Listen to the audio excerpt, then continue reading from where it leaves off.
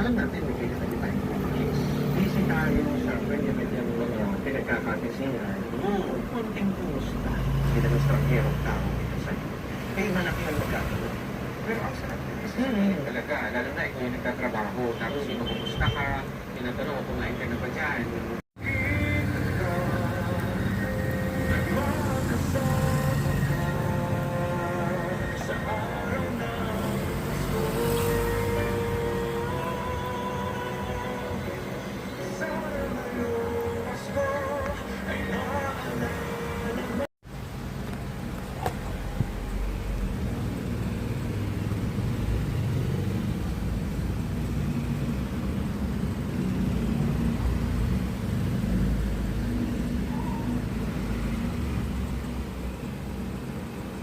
At kakalabanin ka niya. Ayun. Pero ang paraan pala dyan para mahikayat mo siya, hayaan mo siyang magpaliwanag. Sige, paliwanag mo yung gusto mo sabihin. At tapos ako naman papaliwanag. Paliwanagan kayo, walang asaran. Argumento kontra argumento. Argumento kontra argumento, doon mo daw siya mahihikayat. Yan. At walang backfire effect na gusto mo siyang maniwala sa'yo kahit ikaw pa ang nasa tama. Oo. Pero magbabackfire yun kung nasasaktan mo ang damdamin niya. Ayun. Di ba? Oo. Anyway, mga kaibigan, na-miss natin so last week. Dapat ay mga kasama natin ngayon po ay mga kasama natin ang senador ng bayan, Santol. Masayang Lunes po ng hapon sa inyo. Ay, masayang Lunes. Kanina pa ako nakikinig sa inyo. Aba, Nasubaybayan ko naman kayo. Mga 20 minutes na. Tuloy ba? Hindi mo na sinabi na, dyan na pala kayo. Oo, okay lang ako. Ay, una, kamusta muna kayo, Santol? Okay lang. Ngayon ay holiday ng Pasay, kaya walang sesyon. Ako nga pala, Pero no? bukas, sabak na uli bukas. So, Ang inyong mga kababayan sa Bicol ay binabahan na naman po, Santol. Mukhang wala pong kalamidad, pero meron po ito tawag na shear line. At Camarines Sur, oo. Oho. Yan ang sinasabi ko dati sa Pag-asa. Gawin na ng localize yan, Tagalog na. Ano ba ibig sabihin ng shear line? Hindi, mahirap maintindihan yun eh. opo. Yan daw po yung pagkasalubong ng Tagalog, mahirap din maintindihan. Paano maintindihan yung shear line? Ang sabi nila, yung shear line daw po, pagkasalubong ng mainit tsaka ng malamig na tubig na nag-iepekto daw po ng mga pamulan. Hindi ko maintindihan sa Masyadong naga yun. technical eh. Basta. Opo. Kaya yun yung nire-request ko sa Pag-asa. Baguhin na nila yung pag-deliver nila ng mga babala. Pag sinabing shear line o orange rainfall, hindi ko maintindihan yun eh. Inulit na naman nila uli yung mga shear line, mga wind throw. Sila lang nakakaintindi niyan. Kaya may mga napipinsala tayo mga ari-arian, minsan may mga buhay pa nawawala dahil sa mga ganyan, hindi maintindihan. Nako. Anyway, Santol, sana ang ating mga... Mayroon ng report niyan daso, no? May mga namatay na ata. Sa last slide kanina, ipakita natin. Sa Camarines Norte, tsaka Camusur, Santol. 4 na tao. Kasi shear line eh. Sino makakaintindi ng shear line? Totoo po yan. Norte pa pala ito. Yan nakakalungkot. Kaya kahit pwede na sisihin ulit yung Pag-asa. Panawagan natin siguro sa kanila, no? Ito pa naman, Sen, ay papatapos na naman ang taon. Tayo pa naman mga Pilipino, gustong-gusto natin na kahit paano, pag sumasalubong sa panibagong taon, wala man lang sanang problema dumating sa buhay, di po ba? Kahit wala kayong handa, mahirap lang. Simple ang buhay, pero sana walang problema pagdating ng bagong taon.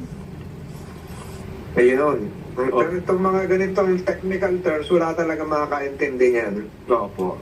Sila-sila lang yan. Hindi nila pwede sabihin. Sinabi ko na sa inyo noon, may share line eh. Ayun nga.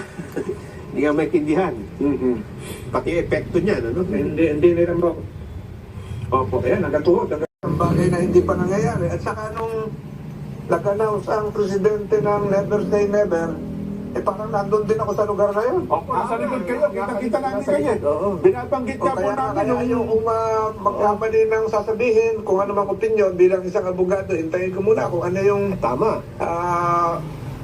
nasa realm of possibilities na pwedeng mangyari. Oo, kasi magiging Ano judge. to, Tama. Jen? Magiging judge kayo eh, di ba? Senator Judge. Kung magiging wait, Case kaya lang, pag-wait case. na hindi ka pa nag-uwis, wala pa yung kaso, Oo. meron ka na nilalabas na Statement. salubin. Tama, tama.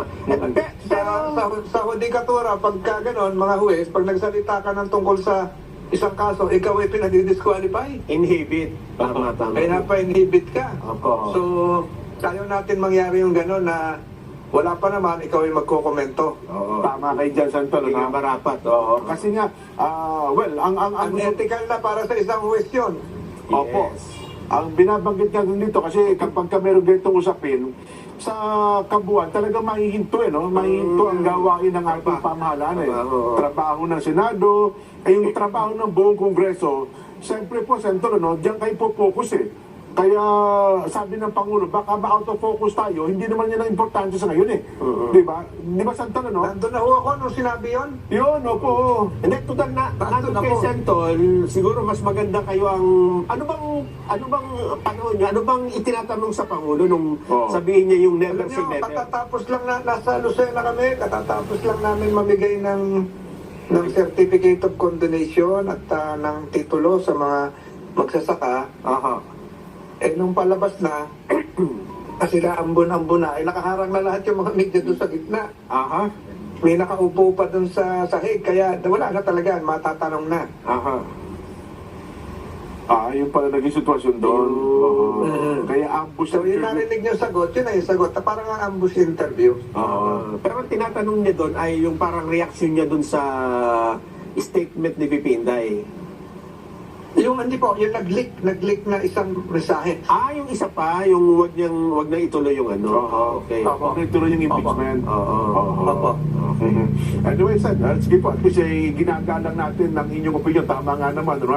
Ukol sa bagay na ito. Pero yung ano na lang, yung procedure na lang ako. Bigyan nyo lang kami ng idea. Pag nagsampa ng ganyan, usually ano bang ano yan? Sa pagkakalam nyo, di ba, magagaling Sa sa Committee on Justice muna yan, Opo. ng lower house, tapos kung merong... Ipapasok sa section, di po ba?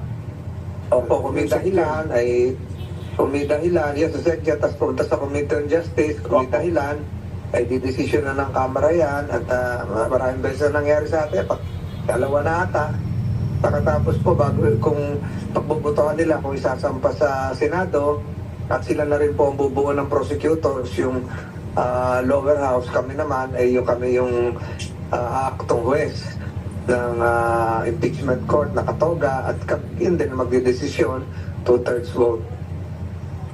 Ganun po.